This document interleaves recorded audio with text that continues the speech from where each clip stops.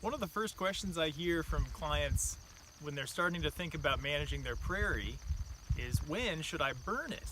Should I burn in the spring? Should I burn in the fall? Well, let's make this simple and easy.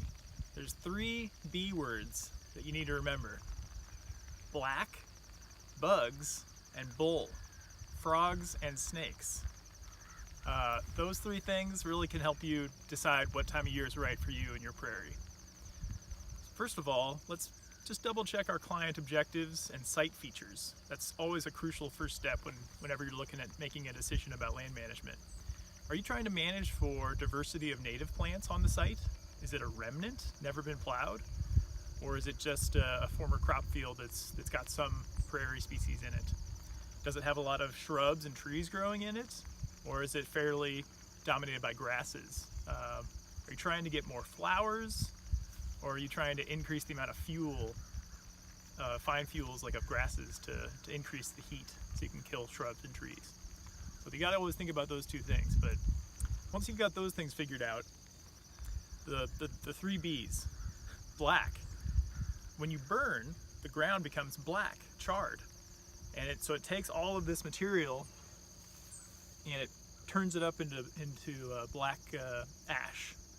And black, the soil being black, can capture a lot more heat from the sun. So in turn, you can warm up your soil sooner. Very similar to what you see with corn farmers in Iowa plowing in the fall, trying to increase the amount of heat that their soil gains from the sun. So if you do that, if you make it black earlier, you'll tend to promote earlier growth of the earlier growing species in prairies, which tends to be flowers. So if you really want to try to increase wildflowers, maybe black, turning it black earlier in a fall burn or winter burn is the right thing for you. Bugs, if you're concerned about bugs, and we all should be, native insects, we should be aware that inside the stalks and stems of different plants, there may be insects overwintering. They might have laid a nest, laid some eggs, or actually have living creatures in this above ground biomass. And a fire can kill those. So if you really care about bugs and you're worried about managing insects on your land, try to split up your prairie into different pieces. And okay, we're gonna burn this piece this year, maybe burn that piece next year, so you can always have a refugia for insects. The third thing is bull. Bull snakes, bull frogs, all amphibians and reptiles. They are really important.